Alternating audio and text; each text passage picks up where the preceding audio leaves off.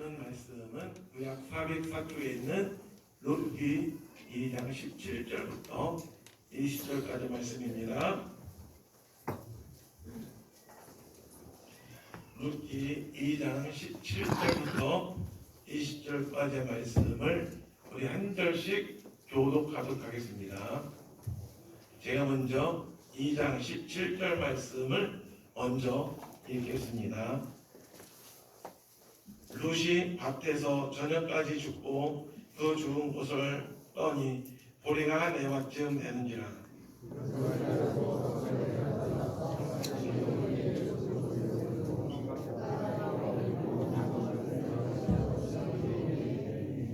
시어머니가 그에게 이르되 오늘 어디서 주었느냐 어디서 일을 하였느냐 너를 돌본 자에게 복이 있기를 원하노라 하니 룻이 누구에게서 일했는지를 시어머니에게 알게 하여 이르되 오늘 일하게 한 사람의 이름은 보아스니이다 하는지라.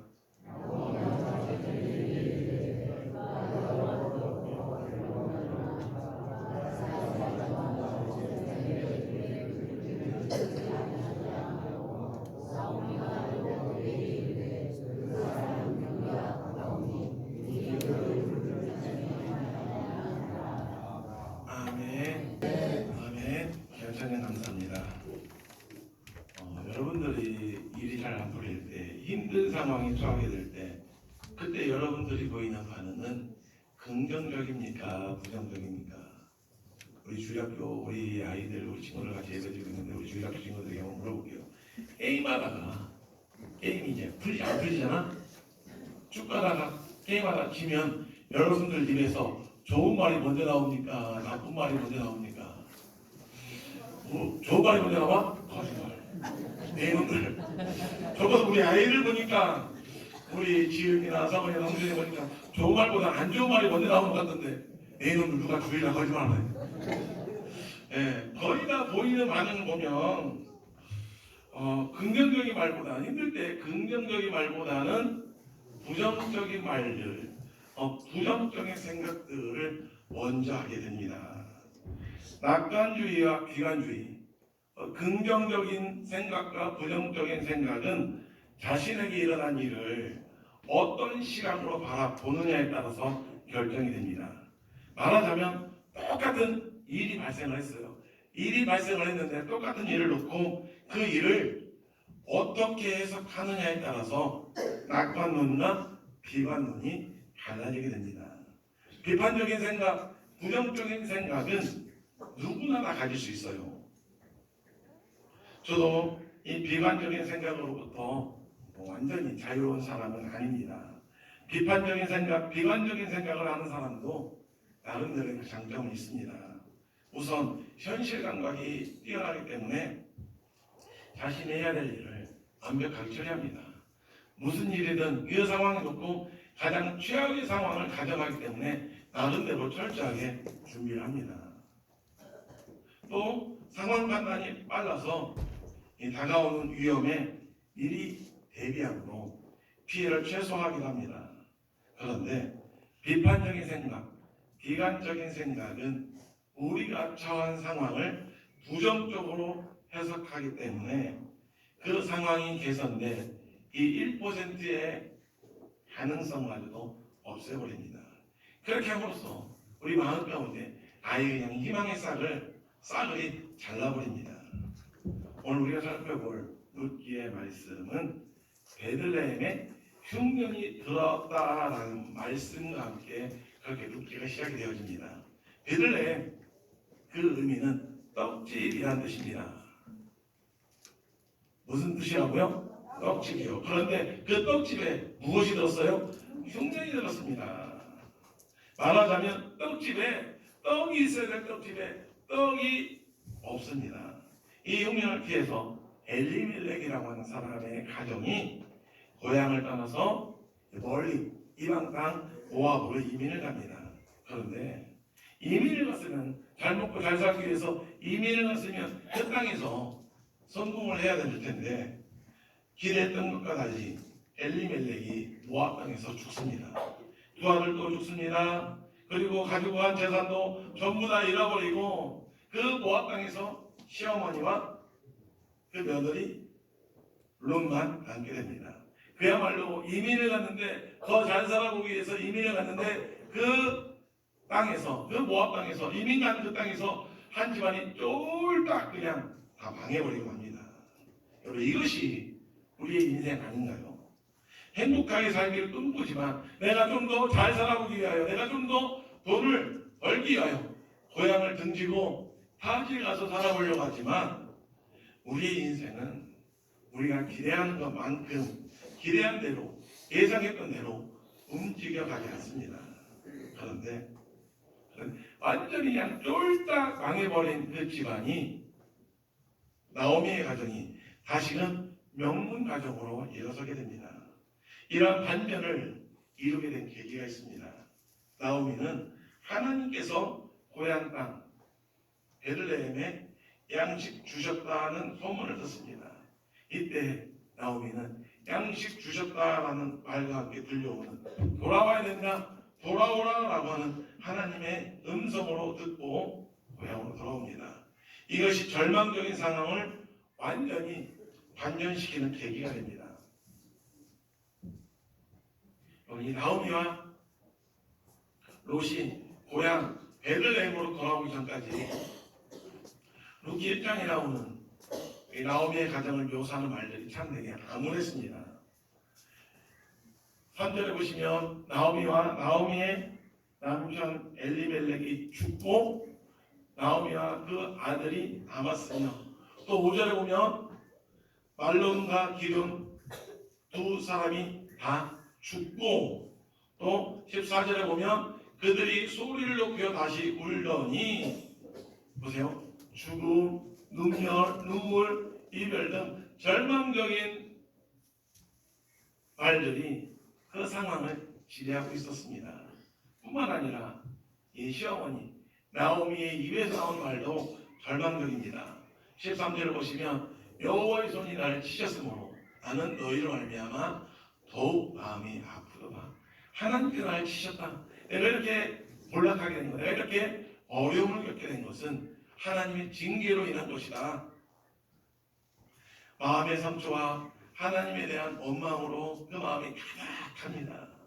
이렇게 암울한 단어들이 지배하던 1장의 상황이 2장으로 넘어오면서 전혀 다른 아주 밝은 단어, 은혜, 복과 같은 희망적인 단어로 바뀌어 묘사되고 있습니다.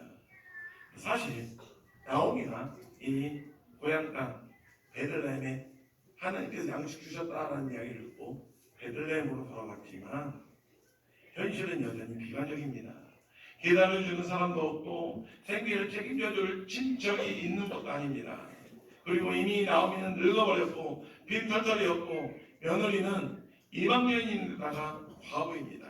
돌아온다고 무슨 일을 할 수 있는 것도 아니고 상황은 여전히 모압에 있을 때나 베들레헴으로 돌아올 때나 여전히 상황은 암울한 상황 그대로입니다. 그나마 다행인 것은 나오미가 고향으로 돌아올 때 그때가 이 곡식 거두는 추수의 시기였기 때문에 그래도 밭에 나가면 떨어진 이삭을 주워서 근근히 입에 풀칠을 할 정도입니다. 그런데 그 일도 추수 때가 지나면 끝이 납니다. 그래서 미래 없이 불확실합니다. 그런데 그런 암울한 상황이 점점 희망적인 상황으로 바뀌어가는데 그 과정을 찬찬히 살펴보니까 나오미의 입에서 나오는 말들이 부정적인 말에서 긍정적인 말로 조금씩 바뀌고 있습니다. 오늘 본문의 이야기는 룻이 밭에 나가서 하루 종일 곡식을 줍고 돌아왔을 때 그의 시어머니 나오미와 나눈 대화입니다. 우리 19절 말씀을 우리 함께 같이 읽겠습니다. 시작. 그 시어머니가 그에게 이르되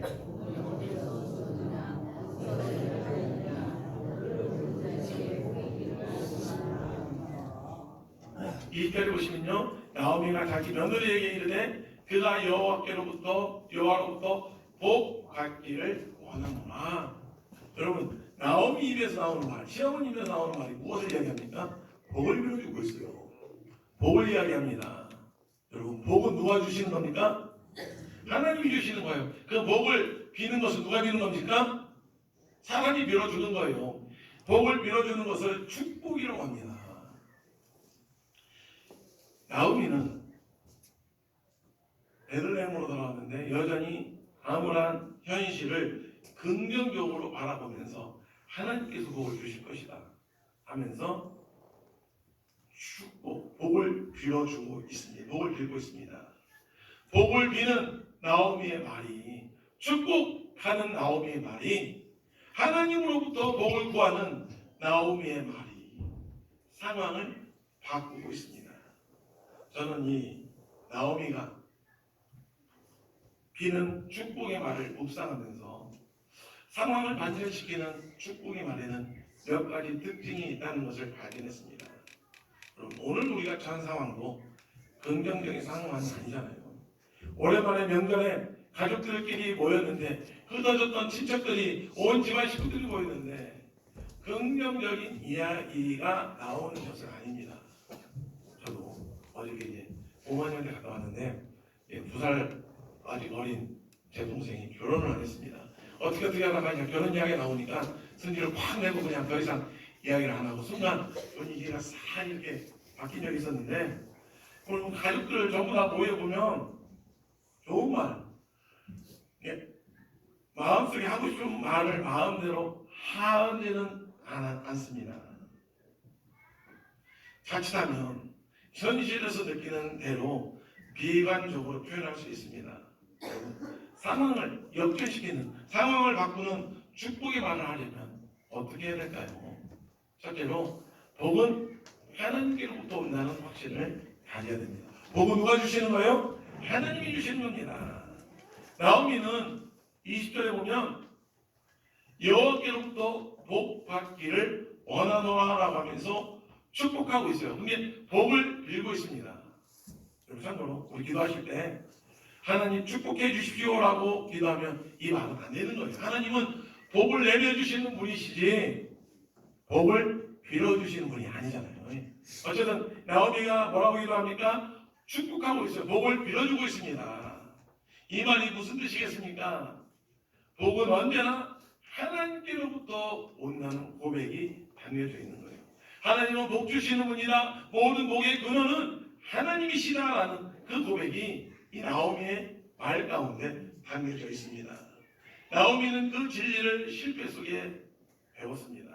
아시는 대로 나오미는 6년을 피해서 잘 살아보겠다라고 모압으로 이민을 갔어요. 그런데 그곳에서 모든 것들을 잃어버립니다. 가족들을 잃어버리고 모든 재물들을 잃어버리고 삶의 터전을 전부 다 잃어버립니다. 쓰디쓴 경험을 통하여 나오미가 배운 것이 무엇이었겠습니까? 아무리 인간이 애를 쓰고 노력한다 할지라도 하나님께서 복을 주시지 않으면, 하나님께서 함께 하시지 않으면 그 노력이 헛될 수밖에 없다는 것을 뼈저리게 깨달았을 것입니다. 그래서 나오미는 이제 안 거예요. 오직 하나님.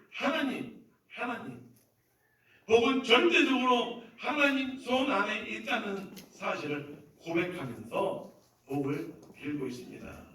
시편 기자도 이렇게 고백을 합니다. 여호와께서 집을 세우지 아니하시면 세우는 자의 수고가 헛되며 여호와께서 성을 지키지 아니하시면 바수꾼에 깨어 있음이 뭐하도다? 헛되다. 여러분 정말 맞는 말씀 아닙니까? 어떤 분이 이런 고백을 했습니다. 사업을 자기는 정말 열심히 했답니다. 분명히 잠도 못 자고 연구대 가면서 세미나 들어가면서 열심히 사업을 했는데 그러면 분명히 돈이 모여야 되는데 이상하게 한 달 결산을 하고 나면 수중에 남는 돈이 없더랍니다. 왜 그랬을까요? 돈이 어디서 줄줄 새고 있는 겁니다. 갑자기 생각지도 못했던 차 사고가 나서 차 사고가 나고 공장에 불이 나고 믿었던 직원이 돈을 가지고 도망을 쳤습니다. 그때 알았답니다. 내가 아무리 돈을 모으려고 해도 하나님께서 지켜주시지 않으면 소용없구나. 그래서 이제는 사업도 열심히 하지만 항상 무릎 꿇고 기도하게 되었다라는 그런 고백을 했습니다.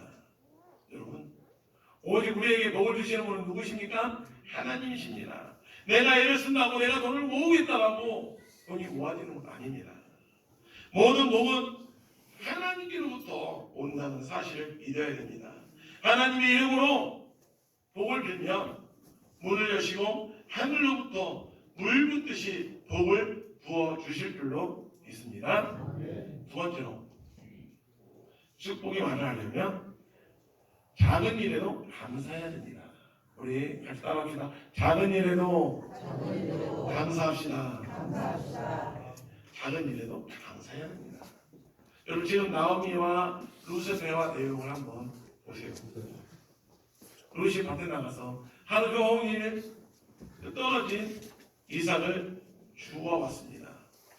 한 여인이 떨어진 곡식을 주워가지고 온다 한들 그게 얼마나 됐겠습니까?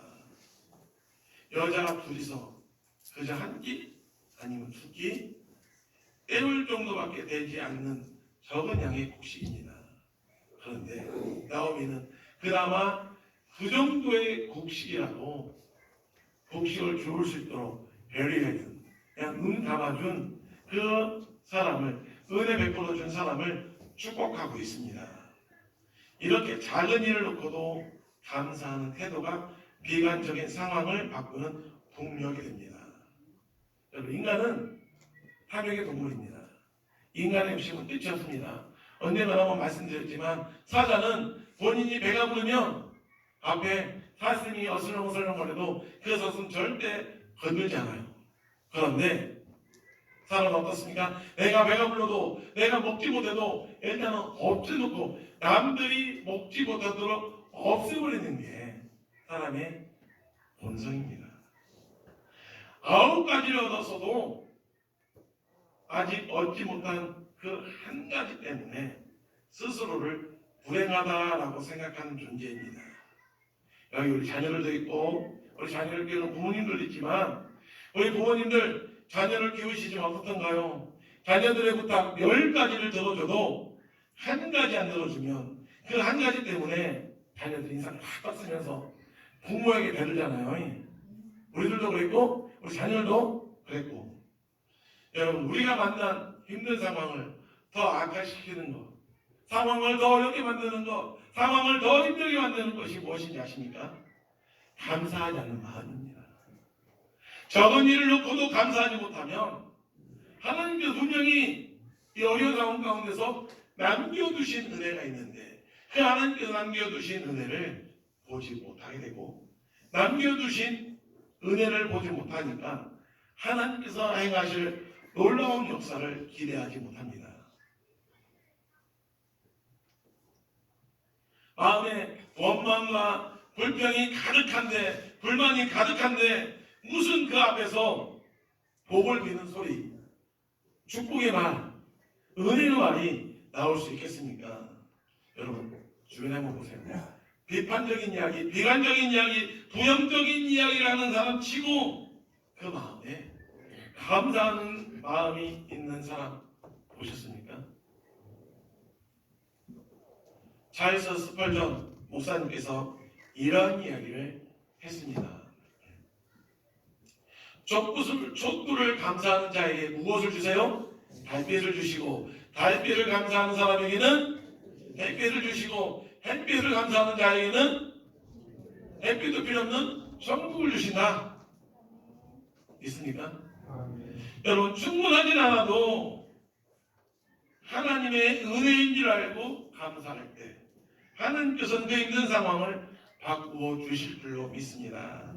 작은 일에도 하나님께서 남겨두신 은혜, 분명히 상황이 아무리 안 좋고 부정적인 상황이라 할지라도 하나님께서 남겨두신 은혜가 있습니다. 여러분, 나오미 한번 보세요. 고향 베들레헴으로 돌아왔는데 좋은 상황이 뭐가 있습니까? 여전히 빈털터리이고 시어머니는 늙었고 그 며느리 롯은 그저 연약한 과부에 불과합니다. 친척도 없습니다. 그나마 있었던 재산도 다 팔고 이 모함으로 이명했기 때문에 남아있는 재산도 없습니다. 그런데 이 부정적인 상황 가운데서 나오미는 하나님께서 남겨놓으신 그 은혜, 하나님께서 남겨주신 그 은혜를 바라보았고 감사함으로 나갔습니다. 작은 일에도 하나님께서 남겨주신 은혜를 바라보면서 감사하는 저와 여러분이 되시길 바랍니다. 마지막 또 하나 비관적인 상황을 반전시키는 축복의 말을 하려면 무엇을 가져야 됩니까? 희망을 가져야 됩니다. 20절에 나오미가 이러한 이야기를 합니다. 그 사람이 보았습니다. 나중에 이제 롯의 남편이 되겠죠. 그 사람은 우리와 가까우니 우리 기업을 물을 자 중에 하나이니라. 쉽게 설명을 드릴게요. 나오미는 지금 무엇을 하고 있냐면 김치국부터 먹고 있습니다. 김치국부터 마시고 있어요. 이 보아스 이제 그 룻이 자기 밭에 이삭 끊는 것을 허락한 사람이 보아스인데 보아스의 마음은 모르고 보아스가 누가 룻과 결혼한대. 그런데 이미 나오미는 머릿속에 그냥 그림을 그리고 있는 거예요. 희망을 가지고 있는 거예요. 그 사람 어쩌면 우리 집안 사람이 될 수도 있겠다. 너랑 결혼할 수도 있겠다. 근데 보아스는 총각이고 이 룻은 이 과부입니다. 근데 이미 일이 벌어지도 않았는데 시어머니 나오미는 김치국부터 마시고 있는 거예요. 나오미는 지금 마음속에 보아스를 룻의 남편감으로 점 찍어놓고 있었다는 겁니다. 이것은 좀 말이 안 되는 생각이었습니다. 왜냐하면 보아스는 돈이 없는 사람도 아니고 무슨 하자가 있는 것도 아니고 보아스가 뭐가 쉬워서 그 과부 그리고 아무런 내세울도 없는 빈털터리인 집안과 결혼을 하겠습니까? 그런데도 나오미는 그런 희망을 마음에 품고 보아스에게 복을 빌고 있습니다. 그럼 이처럼 희망은 놀라운 상상을 하게 됩니다. 상황을 비관적으로 바라보는 사람은 어떤 느낌이 있는지 아십니까? 그 마음에 희망이 없습니다. 1%의 가능성이라도 보려고 하지 않습니다. 그렇지만 아무리 부정적인 상황이 날지라도 지금 이 상황 가운데서 희망을 가지고 있으면 복을 빌 수 있습니다. 룻이 보아스와 결혼할 확률 얼마나 될까요? 아마 지금 이 시대로 따지면 결혼정보업체에 의뢰를 했으면 룻이 보아스 같은 남자를 만날 확률은 0%에 가까웠을 겁니다. 그런데 나오미는 그 마음에 희망을 품어요. 그리고 그 보아스를 향하여 복을 빌고 있습니다.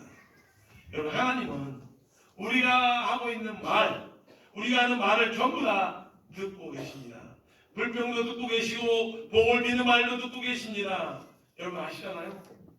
가나안 땅 앞에 놓고 겁에 잔뜩 질린 이스라엘 백성들이 밤새도록 하나님 앞에 원망을 합니다.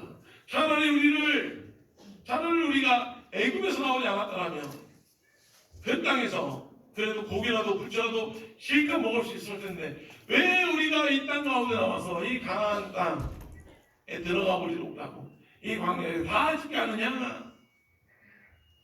이제 우리는 망했다라고 했습니다.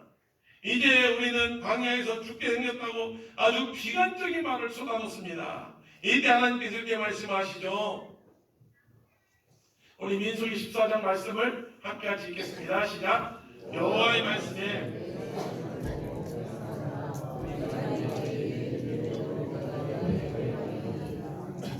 여러분 정말 무서운 말씀 아닙니까? 내 귀에 들린 대로 내가 너희에게 행할 것이다. 너희들이 말한 그대로 이루어질 것이다. 너희들이 내 앞에 했던 그 모든 불평들, 그 원망들 내가 그대로 다 행할 것이다. 우리가 무슨 말을 하는가에 따라서 하나님은 상황을 바꾸십니다. 그만큼 우리 입에 권세를 주셨습니다. 희망을 가지십시오. 안 될 일만 하지 말고 축복의 말을 하세요. 그러면 하나님께서 그 고백에 걸맞는 결과를 주실 것입니다. 두 사람을 소개를 하겠습니다. 한 사람은 아인슈타인입니다. 그는 학교 생활에 적응하지 못한 열등생으로 성적이 엉망이었다고 합니다. 그의 동기표에는 이 학생은 장차 어떠한 일을 해도 성공할 수 없다, 이렇게 학교 선생님이 써놓았다고 합니다. 글쎄요, 학교 선생님이 무엇을 보고 이 부정적인 말을 했는지 모르겠지만 정말 낙담하게 만드는 단정적 평가 아닙니까? 무엇을 해도 성공할 수 없다, 평생 실패자로 살아갈 것이라는 뜻이죠. 그런데 그 성적표, 그 동기표를 본 어머니는 너는 남과 다른 특별한 능력을 가지고 있단다, 남과 같아서야 성공하겠니, 이렇게 아들을 격려해 주었습니다. 그 한마디가, 어머니의 그 한마디가 오늘의 아인슈타인을 만들었습니다. 또 한 사람, 잭 웰치, 미국의 우리나라로 따지면 삼성, LG 같은 미국 최대 가전 전자제품인 이 GE의 회장을 지냈던 사람입니다.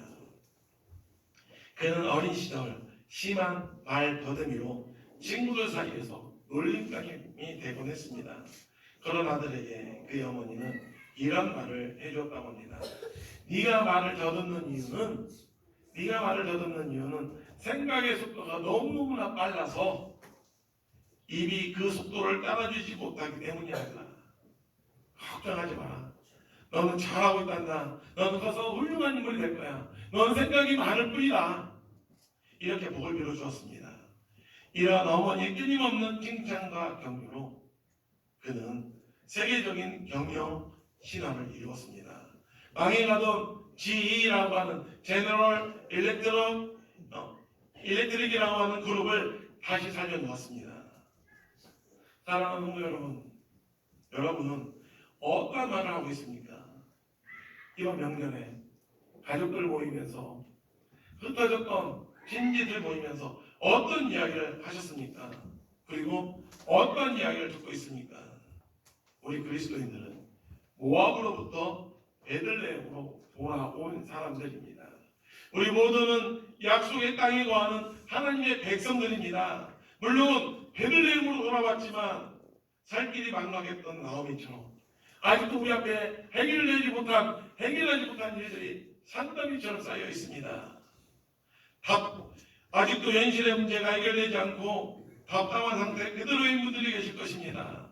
진행되고 있는 일들 지지부진하고 암담한 불확실하고 자식들 내 마음대로 커주지도 않고 갑자기 몸에 이상이 와서 병원을 들락달락거립니다. 이런 현실 앞에서 우리가 보여야 될 태도가 무엇입니까?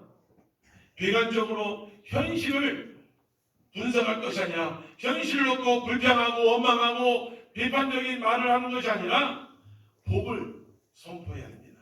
시련의 상황 속에서 서로서로 복을 빌어주고 격려하고 칭찬을 아끼지 말아야 됩니다. 요즘 우리 자녀들 취업하기가 정말 어렵잖아요. 몇 달 전에 어떤 분을 만났습니다. 아직도 이제 30이 남았는데 그 가정의 자녀가 취업을 못해서 제가 격려하니라 이런 말을 했습니다. 집사님 자녀는 취업이 늦어지는 걸 보니까 대기반성형인 것 같습니다. 하나님께 나중에 크게 쓰실 것 같아요. 이러니까 대뜸 하시는 말이 그냥 계속 대기만 하고 있습니다. 취업만 하고 계속 대기만 하고 있습니다. 이렇게 이야기를 하셔가지고 제가 너무나 좀 뻘쭘했던 적이 있었습니다. 그래도 이왕에 자기 자녀들 보면서 그런 말보다는 하나님께서 주실 복이 너무 커서 좀 시간이 걸리는가 봅니다.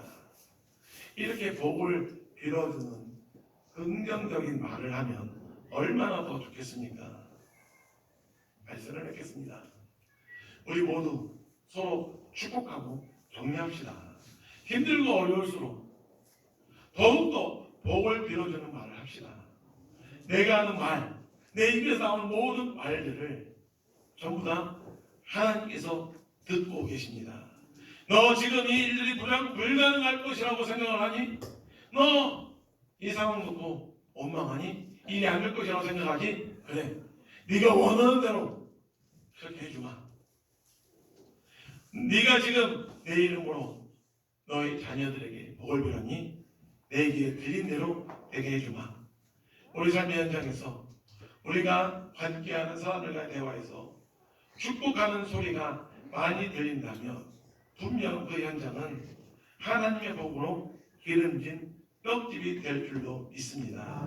하나님은 복 주시기를 좋아하시는 분이십니다. 따라서 우리가 서로 복을 비는 것 얼마나 기뻐하시는지 모릅니다. 서로가 서로에게 복을 빌 때 그곳을 베들레헴이 되게 해주십니다. 우리가 복을 비는 순간 하늘의 문이 열리고 하늘로부터 복이 임합니다. 지금 여러분에게 처해 있는 상황이 중요한 것이 아니라, 지금 내가 겪고 있는 어려움이 중요한 것이 아니라, 지금 내 앞에 있는 현실의 문제가 중요한 것이 아니라, 지금 이 현실 가운데서 내 입에서 어떤 말이 선포되어지는지가 더 중요합니다. 복을 비는 말이 우리 삶에 놀라운 반전을 일으킬 줄로 믿습니다. 여러분, 다들 어려운 시기 지나가고 있잖아요. 힘들 때일수록 축복의 말을 함으로써 하나님의 복이 여러분의 가정과 여러분들의 직장과 여러분들의 사업장과 여러분들의 일터에 넘치시길 주님의 이름으로 축원합니다. 기도합니다. 하나님 아버지, 우리가 처한 상황 가운데서 그 상황을 바라보고 비관하고 낙담하고 좌절하는 것이 아니라 하나님께 이루실 놀라운 일들을 기대하며 서로 축복의 말을 하고 격려함으로 우리가 있는 이곳이 모압이 아니라 하나님의 은혜가 임하는 베들레헴이 되게 하여 주시옵소서. 예수님 이름으로 기도드립니다. 아멘. 559장 부르시는 예배를 마치도록 하겠습니다.